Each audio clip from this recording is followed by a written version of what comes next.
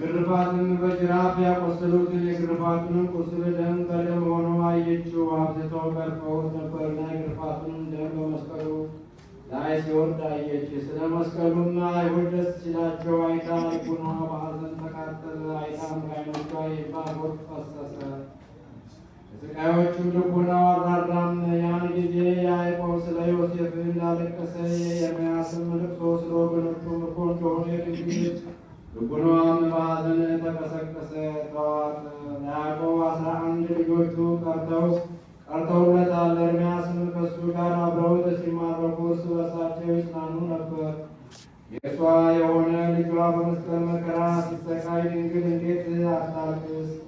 ምንስ ትሆን? በድንግልና ስለወለደችው ስለ አንድ ልጇ ድንግል እንዴት አታልቅስ? ድንግል እውነተኛ የባሕርይ አምላክ ልጇን የሚያሽሟጥጡትና ክቡር ልጇን የሚያዋርዱትን ስታይ እንዴት አታልቅስ? ምንስ ትሆንስ? የተሰቀለውም ልጇ በዕድሜ ወደሚያንሰው ደቀ መዝሙሩ ተመልክቶ እናቱን እነሆ ልጅሽ አላት። ደቀ መዝሙሩ እንም እነኋት እናቱ አለው። ደቀ መዝሙሩንም በአገልጋይ ሥርዓት ያይደለ በልጅነት ሥርዓት ጠብቀው ዘንድ ወደ እናቱ አስጠበቀው።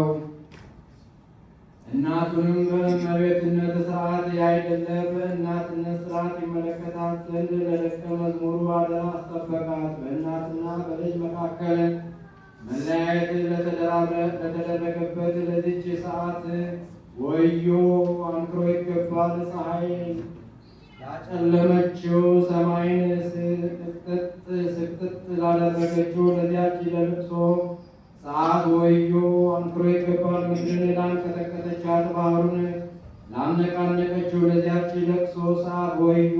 አንክሮ ይገባል። የድንግል ልቅሶ ሐዋርያትን እስከ 3 ቀን ድረስ አስለቀሳቸው። የልቅሶውም ድምፅ ሰውነታቸውን እንደ ሰም አቀለጠው። እስከ ተነሳ ጊዜ ከእንባ ከልቅሶ አላረፈችም። እሑድ ጠዋት ሰማይን ተመልክታ እውነተኛ ፀሐይ ልጇን እስከ ሳመችው ድረስ ከዋክብቶች ሐዋርያትን መምህራቸውን አይተው ከእርሷ ጋር ደስ ብሏቸው እስከ ዘለሉ ድረስ መረጋጋትን አላገኘችም። ንጽሕት እምቦሳ ድንግልም የፋሲካውን ላህም ሳመችው። የእረኞችንም አለቃ ባዩት ጊዜ በጎች ሐዋርያት ከእርሷ ጋር ደስ አላቸው። የዳዊት ብላቴና ድንግልም የማኅፀኗን ፍሬ አገኘችው። አገልጋዮቿ ሐዋርያትም ከእርሷ ጋር ደስ ብሏቸው የጌታቸውን ትንሣኤ ሰበኩ። ጌታችን ሆይ ስለ ሕማምህ አድነን፣ በቁስለ ሞትህም ፈውሰን። ስለ እናትህ ለቅሶም አጽናናን። ደቀ መዛሙርትህንም እንዳረጋጋሃቸው አረጋጋን። በመስቀልህም ግርማ ጋርደን ሁላችንንም የትንሣኤን ብርሃን አልብሰን ለዘላለሙ አሜን።